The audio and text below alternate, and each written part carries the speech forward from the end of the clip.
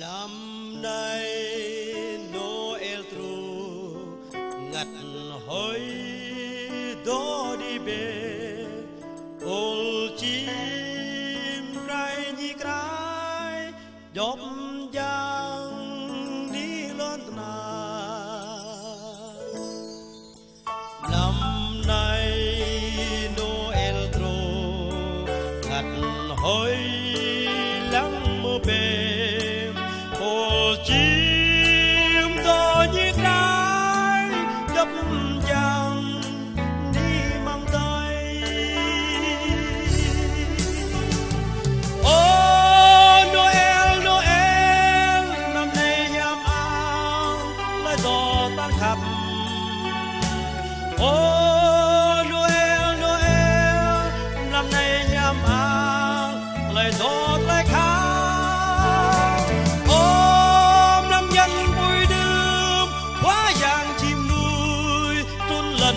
Này ô Noel Noel năm nay nhằm ăn dọa xa bất cao. Đêm nay Noel về hồn ơi lắng tai nghe đàn chim cùng bay vút khắp vuông khắp thiên cổ. Đêm nay Noel về hồn ơi lắng tai nghe đàn chim cùng bay vút khóc trao khắp thiên cung. Ô Noel Noel đêm trời nhiệm màu ấm lòng an bình. Ô trời nhiệm màu lời ca kinh mến. Ôi đêm đông linh thiêng Chúa trời làm người xuống thế gian này. Ôi Noel Noel đêm trời nhiệm màu vì một lần yêu.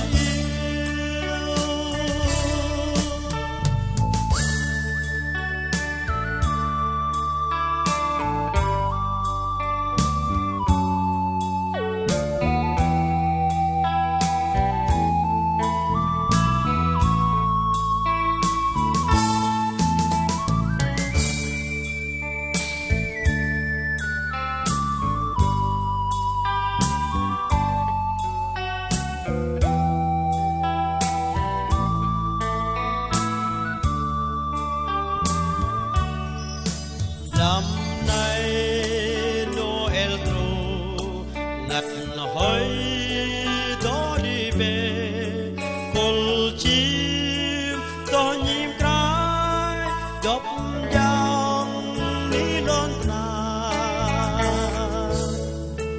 Năm nay Noel trù ngặt hối lắng mơ về ôl chim đó như cái đốp vàng đi mang tay. Ô Noel Noel năm nay nhằm ăn đang cho nục noa. Ô Noel Noel năm nay nhằm ăn lời tốt lời khác. Ôm nhằm chân vui đươm ôi tay chim nuôi trốn lần này. Ô Noel Noel năm nay nhằm ăn dọa xa bớt cam. Ô Noel Noel đêm trời nhiệm màu cung sắc an lầu.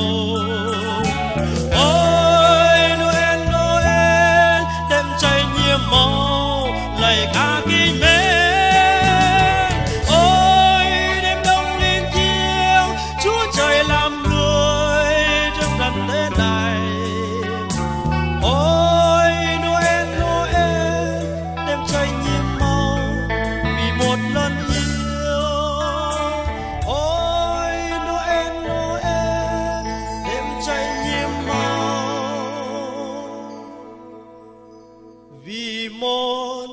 lân yên.